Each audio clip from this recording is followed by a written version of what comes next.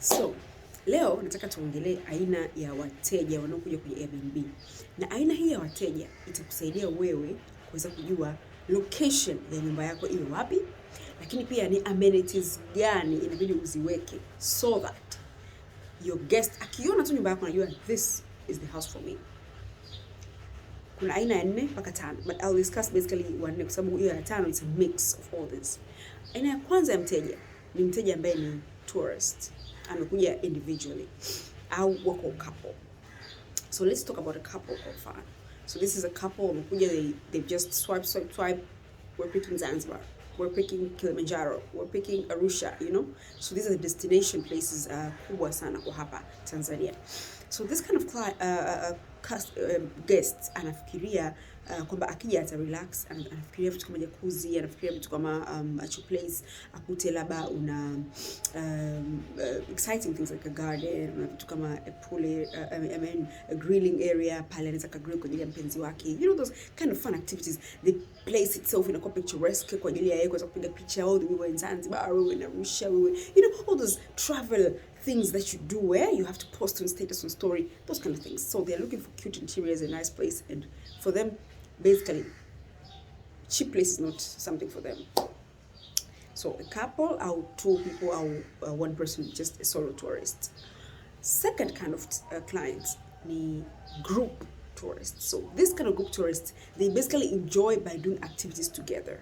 So either activities wakazifanya ndani ya nyumba yako, au hizi activities wakazifanya nje ya nyumba yako. So your place basically needs to be able to host large groups of people. Na kusema large, inamaanisha kuanzia 4 mpaka 8 mpaka 10. Some people can even host mpaka 16 people depending. Kuna wengine kwenye nyumba vyao unakuta sasa katika kama ana expect to host big groups, kwenye anakuwa ana host the entire home. Alafu pia anakuwa katika vyumba anaweka labda vitanda viwili au anaweka vitanda ambavyo ni double decker, kwa maana vitika in a room labda kama anaweka double decker 2, maana that's 4 people can sleep in that room, ndio.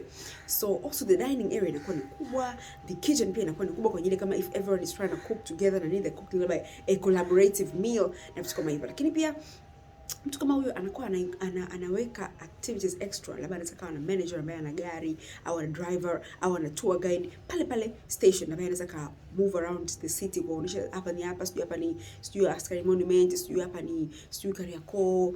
Of course Kariakoo is a bit crazy kupeleka wageni, lakini kuna mtu anaweza cater for them, kupeleka labda Wood Covers Market Mwenge, kupeleka Morogoro Store, Mlimani City, you know, those places kwa beach ambazo huwa wanazipendaga. That's the second kind of client. Third kind of client ni yule ambaye ni family.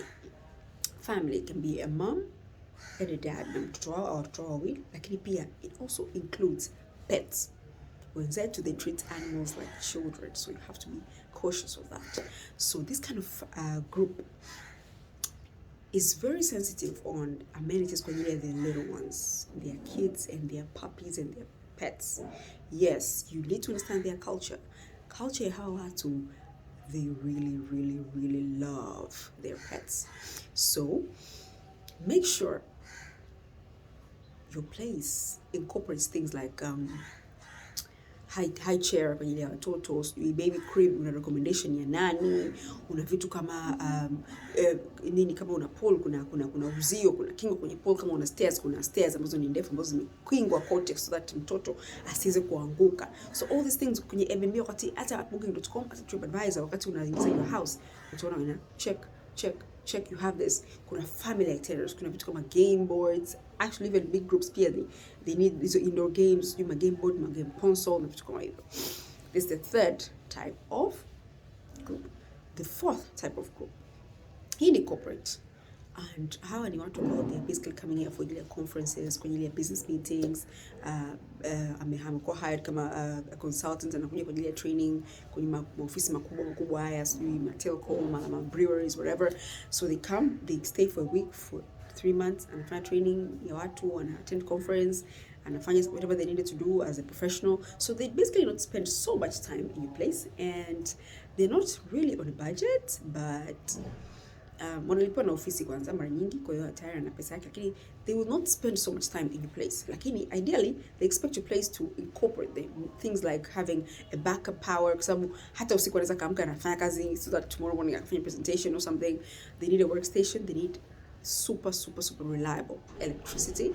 You need to have an alternative power, either ni solar au ni generator au ni kama ni hizi wanaita battery backup, whatever, inverters. You need to have those. Lakini pia your location, you cannot be outside the most prime location is actually CBD, Central Business District, which that will be Posta, Upanga, Kariakoo, and Peninsula, which that will be Dar es Salaam, sasa naongelea, which that would be Sasani, Masaki, and Oyster Bay, right? So I've spoken about 4 types of clients that you need to think of, and I see this mistake na watu wengi sana. Kwa mfano, my place, I have 3 Airbnbs, and the clients I'm looking into ni corporates, and another group I'm looking into is solo entrepreneurs, like small groups of people, either the solo entrepreneurs or ni hawa couples. So my place basically, you know, nimeweka hivyo vitu. Kwa mfano kama my place is iko chini, 3 Airbnbs ziko iko chini, kwa inamfikiria yule mtu ambaye nataka aweze kukaa kwangu. So yeah, that's it for today. Thank you very much. If you're new here, Judith Mwanri, I post about Airbnb and real estate. Bye bye.